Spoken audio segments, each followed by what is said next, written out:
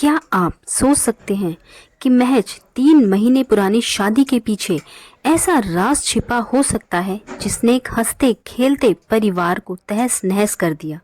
एक सीधी सादी शादीशुदा जिंदगी अचानक कैसे एक दिल दहला देने वाली हत्या में बदल गई। आज की हमारी यह सच्ची कहानी एक ऐसे शख्स की है जिसने सपनों की दुनिया बसाई लेकिन उसे अपनी ही पत्नी से धोखा मिला। यह कहानी प्यार, धोखे और ऐसी खौफनाक साजिश की है जिसने सबको हैरान कर दिया। तो जुड़े रहिए हमारे साथ, क्योंकि इस केस के हर मोड़ पर आप चौंकने वाले हैं। क्या सच में यह सिर्फ एक चोरी का मामला था या इसके पीछे था एक ऐसा प्लान जो रोंगटे खड़े कर देगा? नमस्कार, मैं आपका हमारे चैनल पर स्वागत करती हूं। अगर आपने अभी तक हमारे चैनल को सब्सक्राइब नहीं किया है तो पहले सब्सक्राइब कर लें ताकि आगे भी आपको सच्ची कहानियों से नोटिफिकेशन मिलती रहे। आइए इस रहस्यमय केस की शुरुआत से जानते हैं। महाराष्ट्र के कल्याण कस्बे के एक इलाके विट्ठलवाड़ी में दुर्गा मंदिर के ठीक सामने यशवंत अपार्टमेंट के फ्लैट नंबर 9 में जगदीश सालुंखे अपने बड़े भाई कांचन सालुंखे के परिवार के साथ रहते थे। एक कंपनी में नौकरी करते थे। उनकी शादी एक खूबसूरत और महत्वाकांक्षी लड़की वैशाली ठाकरे से हुई थी। शादी के बाद जगदीश सालुंखे ने अपने भाई का घर छोड़ दिया और वह उसी सोसाइटी में किराए पर एक फ्लैट लेकर पत्नी वैशाली के साथ रहने लगे। लेकिन फिर अचानक 6 मार्च 2019 को रात के लगभग 11 बजे वैशाली ने वही पास में ही रहने वाले जगदीश सालुंखे के मामा नंदलाल को फोन किया।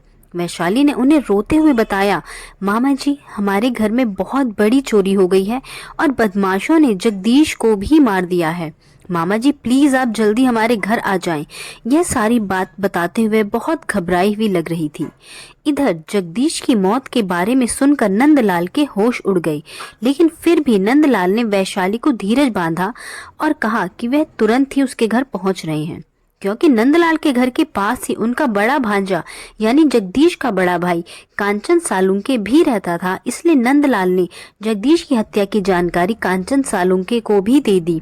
अपने भाई की मौत की खबर सुनते ही वह भी अपने मामा के साथ तुरंत घटनास्थल पर पहुंच गए और फिर देखते ही देखते यह खबर जंगल की आग की तरह पूरे इलाके में फैल गई। आस पड़ोस के लोगों के साथ साथ जगदीश सालुंखे के जान पहचान वालों और रिश्तेदारों की भीड़ जमा हो गई। जब उन लोगों की नजर घर के अंदर गई तो उन्होंने देखा कि जगदीश सालुंखे बेड पर पड़ा था, साथ ही घर का सारा सामान इधर उधर बिखरा हुआ था और जगदीश सालुंखे की पत्नी वैशाली उसके शरीर से लिपटकर बुरी तरह से रो रही थी। जगदीश सालुंखे के घर पहुंचने के बाद उसके भाई कांचन सालुंखे और मामा नंदलाल ने पड़ोसियों की मदद से वैशाली को जगदीश से अलग किया और एक ऑटो की मदद से जगदीश को पास के ही एक क्लिनिक में लेकर गए। वहां से उन्होंने जगदीश को किसी दूसरे हॉस्पिटल में ले जाने के लिए कहा। इसके बाद वह लोग जगदीश को दूसरे हॉस्पिटल लेके गए, लेकिन वहां भी उन्हें निराशा ही हाथ लगी, क्योंकि वहां के डॉक्टर ने भी जगदीश सालुंखे की हालत को देखकर उसे रुक्मणी बाई हॉस्पिटल रेफर कर दिया। इसके बाद वह लोग रुक्मणी बाई हॉस्पिटल पहुंचे, लेकिन वहां के डॉक्टर ने जगदीश को देखते ही मृत घोषित कर दिया। साथ ही हॉस्पिटल की ओर से इस मामले की जानकारी स्थानीय पुलिस थाने के साथ साथ पुलिस कंट्रोल रूम को भी दे दी गई। सूचना मिलते ही थाना कोलसेवाड़ी में मौजूद एसआई पुलिस टीम के साथ जिला हॉस्पिटल पहुंच गए। साथ ही इस घटना की जानकारी उन्होंने सीनियर अधिकारियों को भी दे दी थी। इसके बाद हॉस्पिटल पहुंचकर वह मृतक के परिवार वालों से पूछताछ कर ही रहे थे कि तभी अचानक पुलिस के अधिकारियों की नजर जगदीश के शव पर पड़ी। उन्होंने उसके शरीर पर कुछ ऐसा देखा जिससे वह तुरंत समझ गए थे कि यह मामला चोरी का नहीं है। डॉक्टरों से बातचीत करने के बाद पुलिस अधिकारियों ने जगदीश सालुंखे के शव को पोस्टमार्टम के लिए मॉर्चरी में भेज दिया। इसके बाद पुलिस सीधे घटनास्थल पर यानी जगदीश के घर पहुंची। घटनास्थल की बारीकी से जांच करने के बाद पुलिस वापस थाने लौट गई। थाने लौटने के बाद जब पुलिस ने इस मामले पर गंभीरता से सोच विचार किया तो उन्हें चोरी और जगदीश सालुंखे की हत्या की कड़ियों में कई उतार चढ़ाव नजर आए। यानी यह मामला वैसा तो बिल्कुल भी नहीं था जैसा कि बताया जा रहा था, और इसलिए मामले की तह तक जाने के लिए जगदीश सालुंके की पत्नी वैशाली का बयान जरूरी था। लेकिन उस समय वैशाली बयान देने की पोजीशन में ही नहीं थी। इसलिए सीनियर पीआईसी शाहू ने पूछताछ करने के लिए वैशाली को दूसरे थाने में बुलाया और मामले की तफ्तीश पीआई मधुरकर और सुनीता राजपूत को सौंप दी। वैशाली ने अपने बयान में बताया कि घर में पकाने के लिए सब्जी नहीं थी। उसने पति जगदीश सालुंके को फोन पर इस बात की जानकारी दी, लेकिन वह काम से लौटते समय सब्जी लाना भूल गए और खाली हाथ ही घर आ गए, जिसकी वजह से वैशाली खुद बाजार चली गई। लेकिन बाजार से लौटकर जब वह अपने घर आई तो घर की हालत को देखकर उनके होश उड़ गए, और जब वह दौड़कर अपने पति जगदीश के पास पहुंची तो वह बेहोश पड़ी थी। यह सब देखकर वैशाली बुरी तरह से डर गई। उसकी शादी के सारे गहने भी बदमाश चोरी करके ले गए थे, और जब उसकी समझ में कुछ नहीं आया तो उसने पति के मामा नंदलाल सौदा को फोन कर सारी जानकारी दी। जगदीश और वैशाली की शादी को अभी महज 3 महीने ही हुए थे कि अचानक जगदीश की मौत हो गई थी। इसके बाद पुलिस ने वैशाली सोलंके के बयान के आधार पर अज्ञात लोगों के खिलाफ हत्या का मामला दर्ज किया गया। तफ्तीश शुरू कर दी, लेकिन जब जगदीश की पोस्टमार्टम रिपोर्ट आई तो उसे देखकर पुलिस का शक सीधा वैशाली पर चला गया। यानी अब सीधे सीधे वैशाली ही पुलिस के रडार पर आ गई थी। इसके बाद पुलिस ने पत्नी पर शक होने की वजह से जगदीश सालुंके के परिवार वालों से भी पूछताछ की। जगदीश के परिवार वालों ने उसकी मौत को एक बहुत गहरी साजिश बताया, पर परिवार वालों के बयान के अनुसार वैशाली और जगदीश की शादी तो हो गई थी, लेकिन वैशाली अपनी शादी से खुश नहीं थी, क्योंकि वह शादी से पहले 2 बार जगदीश सोलंके के साथ शादी करने से मना कर चुकी थी। वैशाली को यह शादी अपने घर वालों के भारी दबाव के कारण करनी पड़ी थी। इसके बाद पुलिस टीम ने जब इन सब बातों की सच्चाई जानने के लिए वैशाली से फिर से पूछताछ की तो पहले तो उसने पुलिस को घुमाने की बहुत कोशिश की, लेकिन फिर वैशाली पुलिस के सवालों के घेरे में कुछ इस तरह फंसी कि आखिरकार उसने अपना जुर्म स्वीकार कर लिया। लेकिन अब सवाल यह है कि आखिर वैशाली ने अपने पति जगदीश को इतनी बेरहमी से कत्ल क्यों किया था। दरअसल 23 वर्षीय जगदीश एक सुंदर लड़का था। वह मूल रूप से जनपद लगाव के तालुका रावेर का रहने वाला था। उसके पिता गोकुल सालुंके सीधे साधे व्यक्ति थे। गांव में उनकी थोड़ी बहुत जमीन थी। इसके अलावा रावेर में उनकी हेयर कटिंग की दुकान भी थी। परिवार में उनकी पत्नी के अलावा सिर्फ 2 बेटे थे। बड़े बेटे कांचन सालुंके की शादी हो चुकी थी और वह अपनी पत्नी के साथ महाराष्ट्र के कल्याण उपनगर में रहता था, जबकि छोटा बेटा जगदीश सालुंके उस समय पढ़ाई कर रहा था। गोकुल सालुंके अपनी नौकरी और दुकान से अपना परिवार बखूबी चला रहे थे। जगदीश को लेकर माता पिता का सपना था कि उनका बेटा उनके साथ रहकर घर की जिम्मेदारियों को संभाले, लेकिन ऐसा हुआ नहीं, क्योंकि पढ़ाई पूरी करने के बाद जगदीश का मन गांव में नहीं लगा। इसलिए उसने भी शहर जाकर रहने की जिद पकड़ ली। शहर आकर वह अपने बड़े भाई कांचन सालुंखे और भाभी के साथ रहने लगा। फिर जल्द ही उसे अंबरनाथ स्थित एक फार्मास्यूटिकल कंपनी में नौकरी मिल गई। जगदीश जब नौकरी करने लगा तो परिवार वाले उसकी शादी के बारे में सोचने लगे। जगदीश के पिता गोकुल सालुंके ने जब बेटी की शादी की बात अपने रिश्तेदारों और जान पहचान वालों को बताई तो जगदीश के मलाड के रहने वाले ठाकरे परिवार की वैशाली ठाकर का रिश्ता आया। 22 वर्षीय वैशाली ठाकरे अपने परिवार की इकलौती बेटी थी। इनके पिता की मृत्यु हो चुकी थी। घर में उसका एक बड़ा भाई सतीश ठाकरे और माँ ही थी, क्योंकि घर की पूरी जिम्मेदारी वैशाली के बड़े भाई सतीश ठाकरे के कंधों पर थी। इसलिए उसने अभी तक शादी नहीं की थी। उनकी बहन वैशाली जितनी सुंदर थी वह उतनी ही चंचल और हंसमुख भी थी। इसलिए जगदीश को वह पहली नजर में ही पसंद आ गई। वैशाली के घर वालों को भी यह रिश्ता बहुत पसंद आया। साथ ही उनकी पुरानी पारिवारिक रिश्तेदारी भी निकल आई। इसलिए ठाकरे परिवार वैशाली की शादी जल्द से जल्द कर देना चाहते थे। जगदीश सालुंके और वैशाली एक दूसरे को देखने और पसंद करने के बाद दोनों परिवार और उनके रिश्तेदारों ने वैशाली और जगदीश सालुंके की सगाई कर दी। साथ ही शादी की तारीख भी तय कर दी, क्योंकि आज के जमाने में लोग सगाई को ही आधी शादी मानते हैं और अपने बच्चों को खुली छूट दे देते हैं। लड़का और लड़की दोनों बातचीत करने के साथ साथ मिलने जुलने और एक साथ घूमने फिरने भी लगते हैं। ऐसा ही कुछ वैशाली और जगदीश सालुंके के साथ भी हुआ था। वैशाली और जगदीश भी एक दूसरे से मिलने और बातचीत करने लगे थे। उनके बीच ये सिलसिला लगभग 6 महीने तक चलता रहा। जहां जगदीश सालुंके वैशाली से शादी तय होने पर बहुत खुश थे, वहीं दूसरी तरफ आजाद ख्यालों वाली वैशाली 6 महीने में जगदीश सालुंके से बोर हो चुकी थी। क्योंकि वैशाली को एक सीधा साधा लड़का नहीं बल्कि उसे तो कोई मॉडल और स्मार्ट पति चाहिए था जो उसके इशारों पर चले और उसकी सारी इच्छाएं पूरी करे।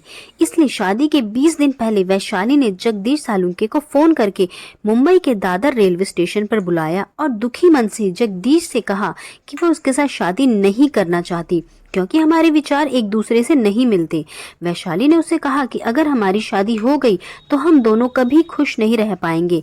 इससे तो अच्छा है कि तुम इस शादी से इनकार कर दो। वैशाली ठाकरे की इस बात को सुनकर जगदीश के तो पैरों तले से जमीन खिसक गई। उसकी वजह से ही उसने घर वालों ने शादी की पूरी तैयारी कर ली थी और सारे रिश्तेदारों को शादी के कार्ड भी भेज दिए गए थे।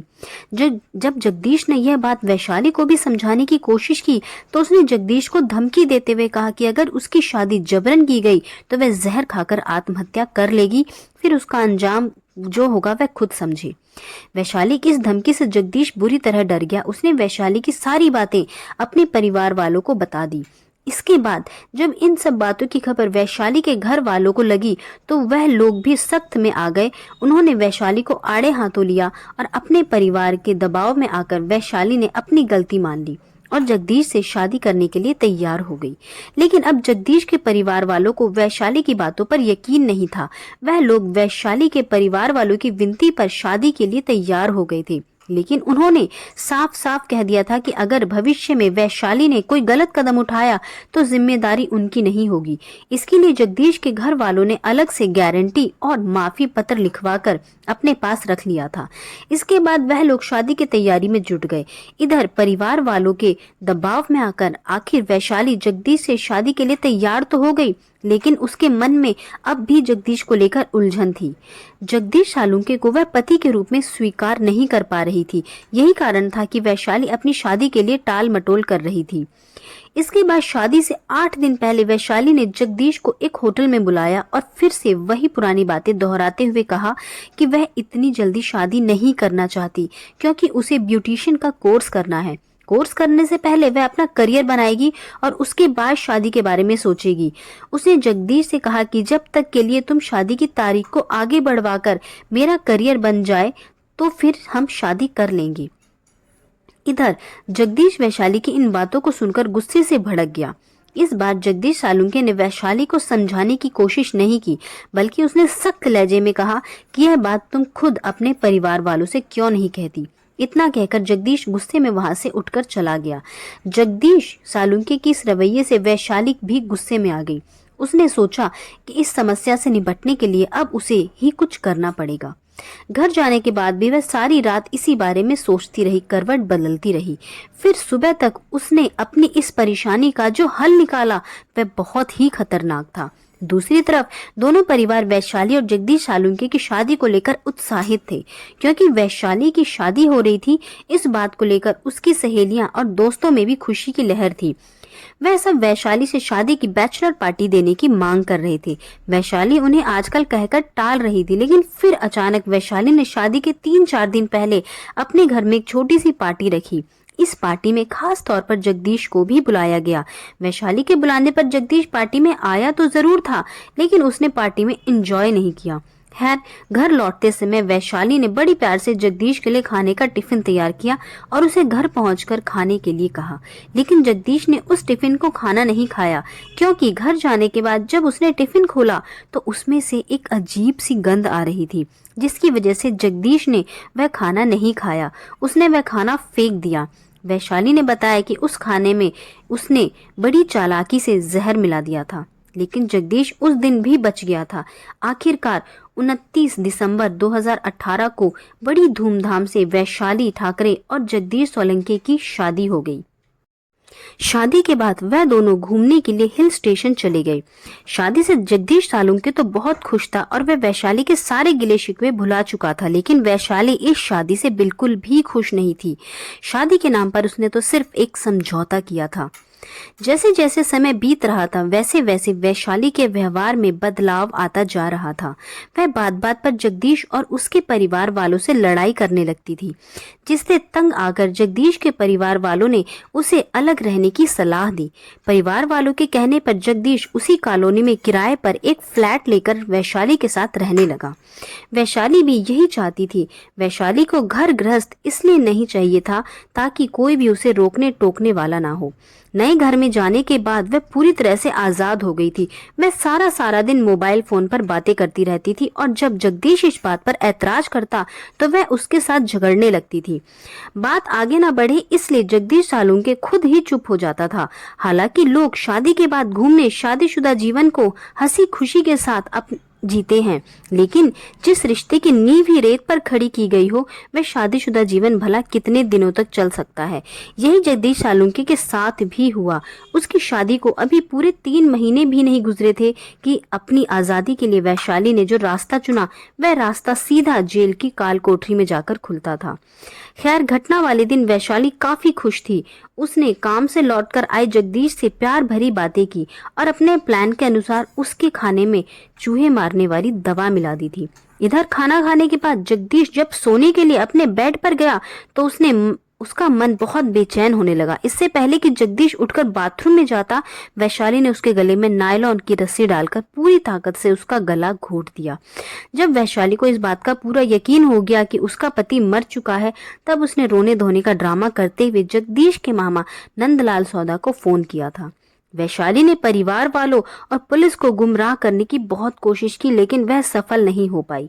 शादी के बंधन से आजादी पाने के चक्कर में वैशाली अब एक ऐसी खाई में जा गिरी जहां से निकलना अब उसके लिए नामुमकिन नहीं है। लेकिन अब सवाल यह है कि जब वैशाली और जगदीश दोनों के परिवार वालों को इस बात का पता था कि वैशाली जगदीश से शादी नहीं करना चाहती थी, तो फिर उन्हें यह रिश्ता नहीं करना चाहिए था, क्योंकि वैशाली ने शादी से पहले ही जहर खाने की धमकी दे दी थी और उन्हें तभी समझ जाना चाहिए था कि जो लड़की खुद को जान से मारने की धमकी दे सकती है वह फिर कुछ भी कर सकती है, यानी किसी की भी जान ले सकती है। और आखिरकार यही हुआ।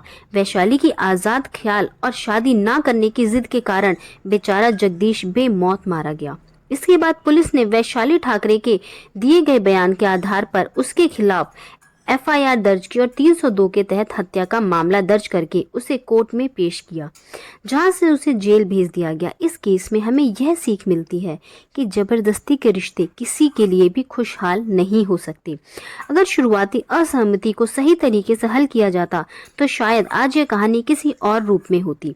आखिरकार जिंदगी में रिश्तों की नियम ईमानदारी और आपसी मान प्रतिष्ठा से होती है। और जब यह ना हो तो रिश्ते बोझ बन जाते हैं और वह बोझ कभी कभी इतने भारी हो जाते हैं कि जिंदगी की कीमत चुकानी पड़ती है। तो दोस्तों, रिश्ते बनाइए लेकिन सच्चाई और समझदारी के साथ। अगर आपको यह कहानी पसंद आई हो तो वीडियो को लाइक करें, चैनल को सब्सक्राइब करें और अपनी राय कमेंट्स में ज़रूर दें। अगली बार फिर मिलेंगे एक नए सच्ची चौंकाने वाली घटना के साथ। सुरक्षित रहें और सोच समझकर फैसले लें। धन्यवाद।